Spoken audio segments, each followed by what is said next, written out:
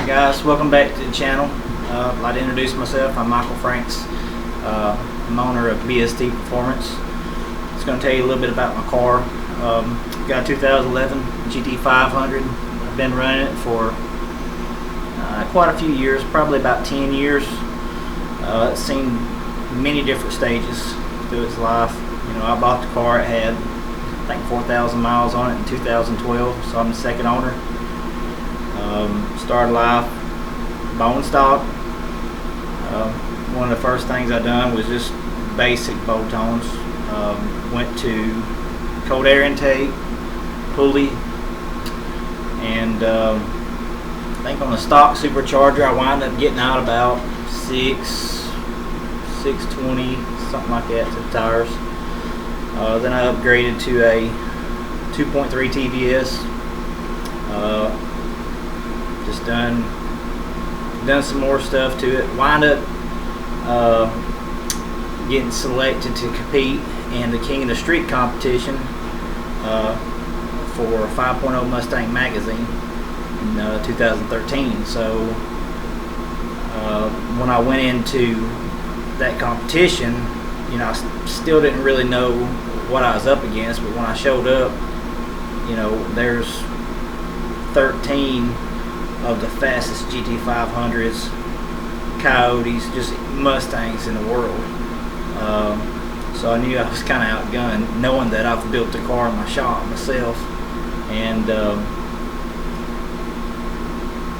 so we'll fast forward past that and come back to it later. After that I learned a whole lot, and when I got back I changed throttle bodies on the car, went to a bigger cold air intake, bigger injector, went E85. Car put down 734 to the tires, and that's still stick shift, stock bottom in car. Never had the valve covers off of it at that time.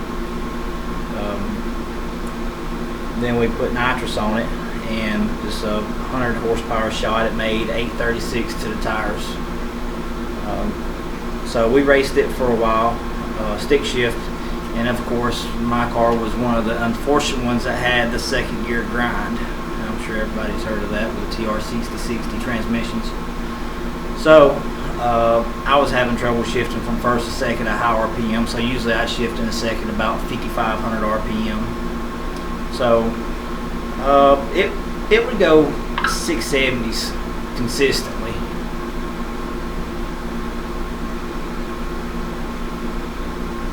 Sorry about that. So had some issues. Pushed the vacuum line off, the fuel rail pressure sensor, leaned out, no lift shift from second, third, and bottom incoming bar. Bent 4 rods and broke 2. Windowed the block, destroyed it. So built the motor. Well, I say built the motor. I actually ordered a 1,500 horsepower rated short block from MMR, iron block, Cobra jet crank, manly rods, manly pistons, like $5,500, and put it in, put my heads on it. I done the MMR stage 3 blower cams, manly valve springs, went with a 4.7 liter Kenny Bell. At that time I wanted to swap it to an automatic, so went to a Power Glide, a PTC built Power Glide. They spec'd out the converter, and the car was pretty fast. I had some issues with the tuning at the time. It was on stock computer. So finally got the tuning straightened out, and back then, you know, Facebook was pretty popular. I was on some of the, you know, call out pages, and there was this one call out page in particular. It was Mississippi, Tennessee, Alabama call out. Well, this one guy, can't remember his name, he's from Memphis, had a Corvette, and it's kind of funny, you know, now he's been on Street Outlaws, but he had called me out, and I'm just like, I've never seen this guy in my life. Who is this guy calling me out? You know, I looked at his page, you know, it looks like a fairly stock Corvette. I think it was a C5. And so the guy that actually tuned the car had messaged me. Well, I talked to him, and he said the car is fairly stock. It's got a converter, slicks, a lot of nitrous, but the car works extremely well on the street. And I've not even raced my car yet, so I had no idea what it was going to do. So me and my buddies, we worked out a fair amount. I think it wasn't like $300 or $400. There's a lot of side bets going on, so we agreed to come up there and race on the street. And I'm just thinking, I'm fixing to get hustled, because this guy knows that I've got a fully built car. But I mean, like I said, I'm not even putting it on the track. I didn't even know what it would run. It's had some dyno time, and I just got the tune straightened out, and we made some pulls on the street. Back then we used to street race a whole lot. So we get up there, and I unloaded off the trailer, and everybody's just like, "This is a race car." I was like, "What makes it a race car?" He's like, "Look, it's got a parachute on it." I was like, "It's got a tag on it?" I said, "It don't matter if it's got a parachute on it or not." I said, "That parachute's safety." So there was a big, stink about all that. And the guy claimed that I couldn't drive it on the street. I said, "I can drive this thing anywhere." That's the reason why I didn't drive it up here. It's 3 hours away. So we talked a little bit, and he asked me, which lane you want. I said, "Well, I'd like to have right lane." So okay. So next thing I know, his guys are up there spraying VHT down, lighting it on fire out there with a propane torch, heating it up. And I'm looking at my buddies like, we just brought a knife to a gunfight. I thought this was a street race. I didn't know we was going to a drag strip. So I was like, maybe this is going to be a $300 lesson. So I get up there, we do our burnout, and I got my laptop in the car. I'm data logging the car, and I knew I was going to have traction issues.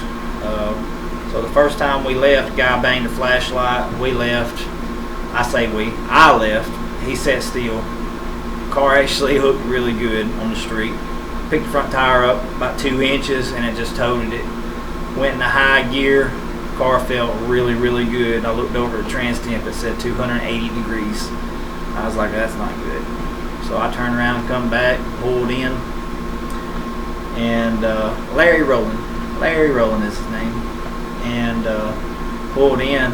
I said, "What happened to you?" He said, "Somebody was in front of my car."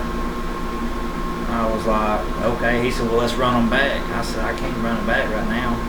I said, he said, "Well, I thought that was a street car." I said, "Well, it is." I said, "But I don't make pulls with that kind of power on the street back to back." I said, "I need to let the transmission cool down." I said, "I need to put some more ice in my intercooler." So he said, "How long you need?" I said, 15 minutes. That'll be plenty.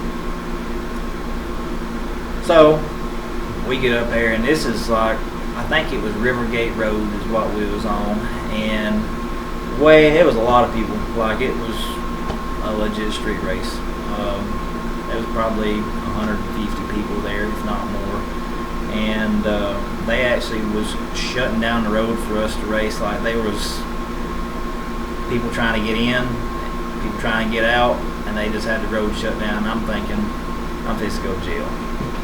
So we get up there this time, do a burnout, and I'm feeling pretty confident that the biggest thing is I'm going to have to manage my throttle. With that such a big supercharger and it being positive displacement, it makes power instantly, and it made a lot of power instantly. Really just too much for the street at such a low RPM. I mean, it would make max boost as soon as you crack the throttle body, and it was about 26 pounds of boost. And so we get up there, do our burnouts, get in stage. Now pull it up on a trans brake. Guy bangs a flashlight. Next thing I know, that Corvette's done 3 or 4 cars out on me, and my car, it didn't hook. I'm spinning the tires, but I'm holding it about half throttle, so I'm just kind of managing the power, and I feel a hook. I full throttle it, shift light comes on, I go to high gear, and I look over, and I see his car backfire. It looked like he missed a shift at the rev limiter, and when he did, I about sucked the paint off that Corvette when I went by him. So I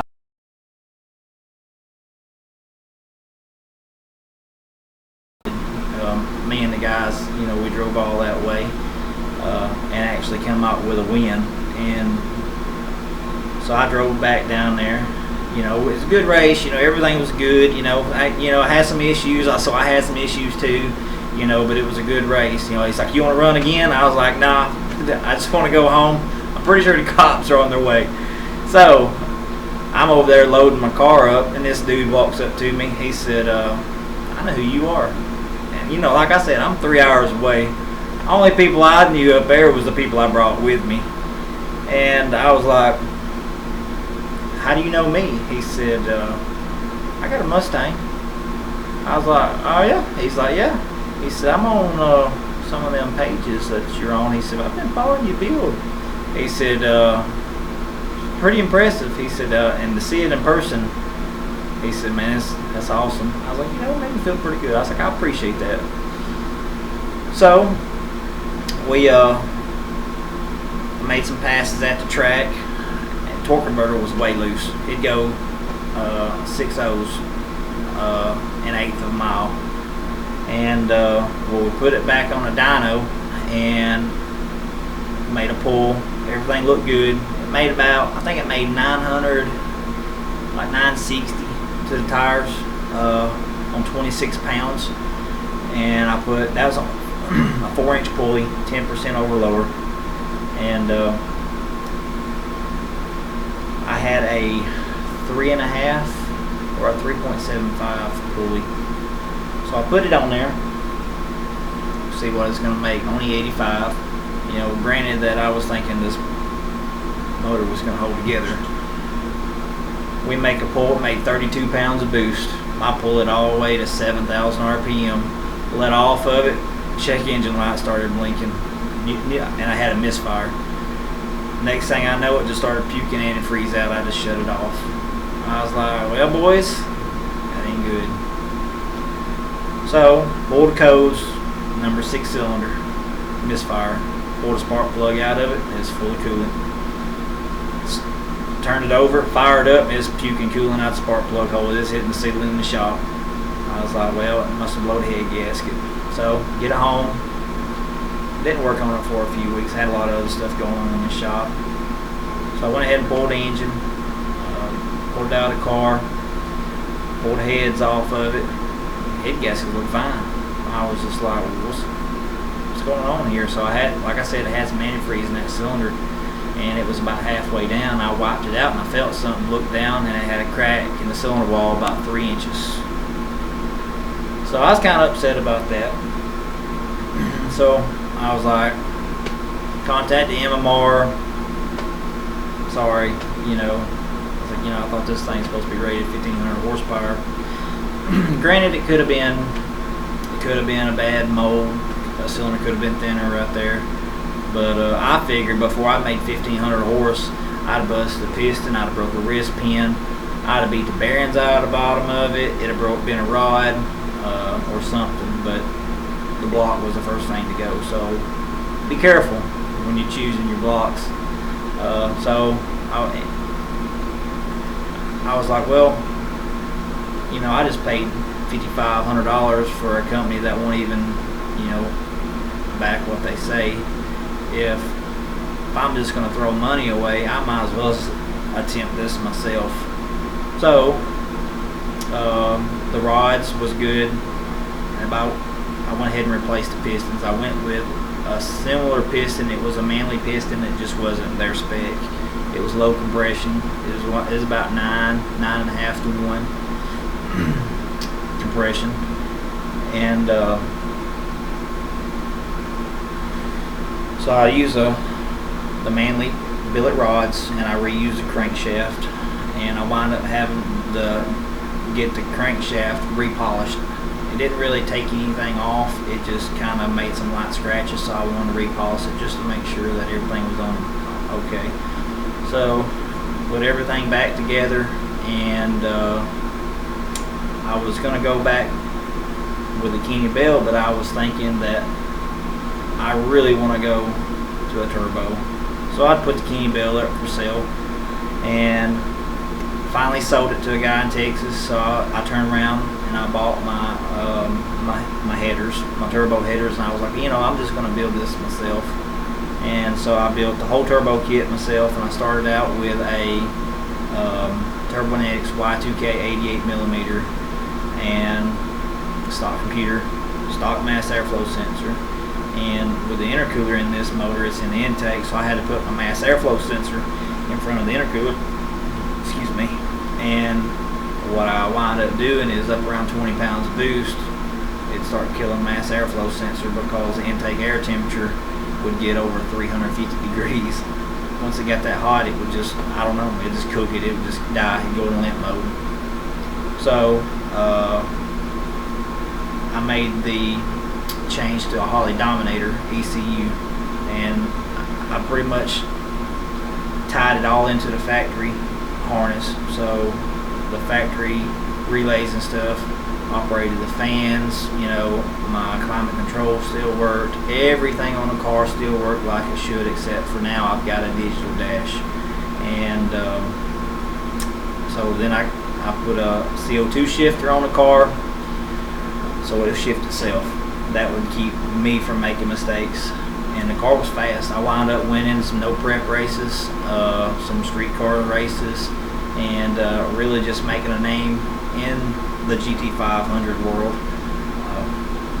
So the cars came a long way. I wound up swapping it out to a Precision 91mm turbo, and made a big difference. Wound up having to swap converters, and this time around, what happened was, the reason why I've rebuilt the engine this time was I was at the track and I broke a valve guide. Valve guide came, dropped down on the valve, floated the valve, didn't have contact with the piston, but the valve guide broke apart.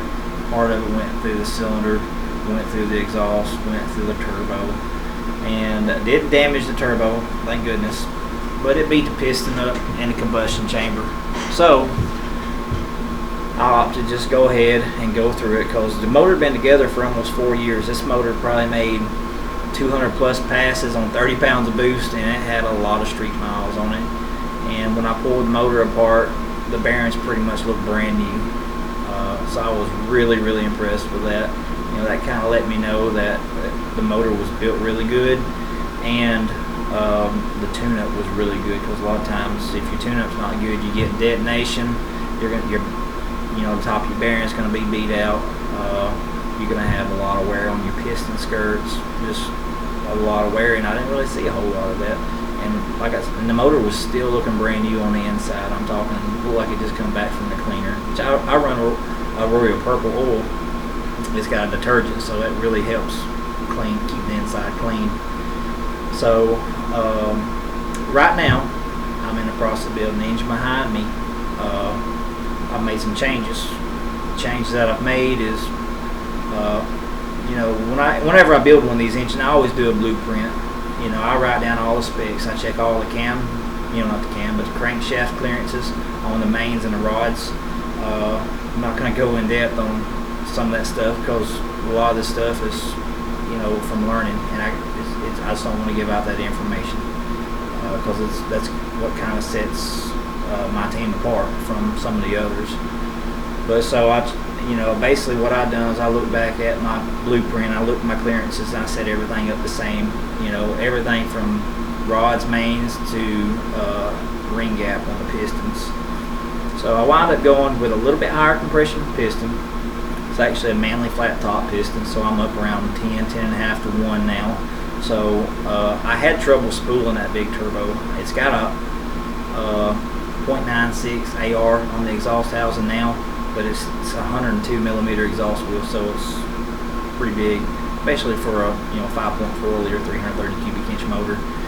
I wound up getting the motor board. I had a little bit of pitting, looked like, in one of the cylinders, so we bored it 20 over just to get the pitting out.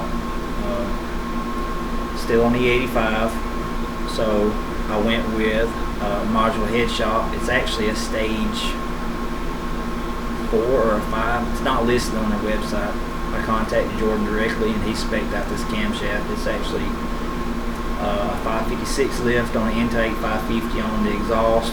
I think it's 112.5 lobe separation and 107 degrees intake center line. So hopefully this is going to give it more power on motor and a lot more bottom end torque to be able to pull through the converter enough to generate enough back pressure to spool that turbo, because I was having problems. Anything below 3,500 RPM, the turbo wouldn't make any boost at all. So on the previous setup, it's been a 5.30 even at 134. I'd busted planetary gears in the transmission, so I opted to make the car an 8th mile car, because I hardly ever run any quarter mile. A couple times for some big events, but most of the time it's 8th mile. So went with a 169 first ratio transmission, and of course it's 1-to-1 on the second gear, and went from a 373 to a 430 rear gear. So that would kind of get all my mile per hour calculated without converter slip. It still should run a little over 150. So the first time out the track with it, clocks wasn't working, so I was just data logging. I wish I'd had a draggy back then, but I didn't. So first pass off trailer, it shook tires. Second pass, it trapped 136 on the data log on 3 pounds less boost. So I'm like, that's really moving.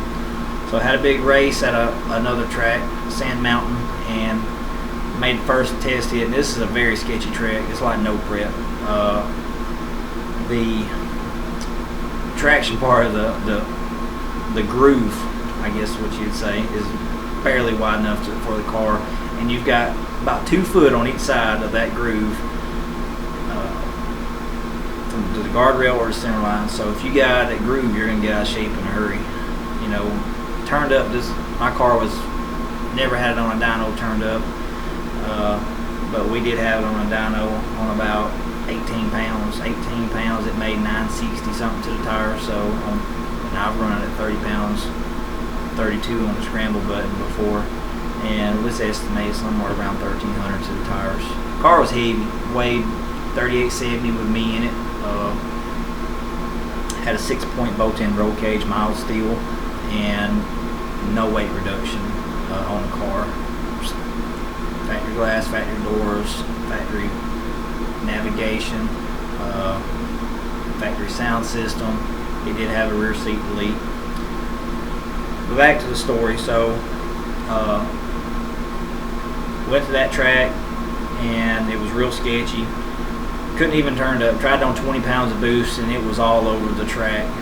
It still went a 6.0 on 20 pounds, and come back around, let it cool, put some ice in the intercooler, and pulled back up there, pulled up on trans brake left, went to shift from first to second, and the car just kind of laid over. So I let off of it, and it sounded like something tinging, like rocks hitting the exhaust. And I was thinking, the car's got a front exit exhaust, that there's no way rocks is hitting the exhaust, and the car started misfiring. So I pulled around, pulled up to the trailer, and I knew something was wrong. Pulled the hood off of it, went to pull the spark plugs, got to the, I think it was a number 3 cylinder, and pulled the plug out, and it was beat shut, and I was like, this ain't good. I thought a bolt had come out of my intercooler, something come apart, something went through the engine, done some major damage. So it didn't really have a bore scope there. So I put a new plug in it. Actually, I think I done a compression test first on it, and it still had 155 pounds of pressure. Checked the one beside it, had 155. I was like, well, it's good.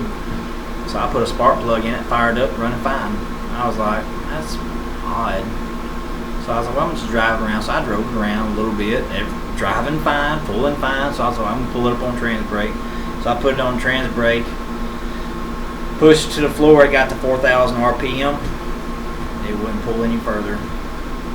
So I just loaded it up, got home, pulled the intake off of it, and looked down in there, and the valve guide was sitting on top of the valve. So that's where we're at now. I'm going to try to post some videos, maybe even go live. I'm going to do I posted some videos on the engine behind me here. I've converted to a 10mm timing chain setup, along with, you know, showing how to degree the camshafts. But I'm going to try to get more in depth is on the car build. It's got a 25.3 Moore's race car. I think it's Moore's, don't hold me to that, but it's 25.3 cage that I'm doing myself, so I'm going to try to get some updates on it. Of course, it's a Holly Dominator, but we're going to probably do some race wire solutions, light harness and body harness with the car.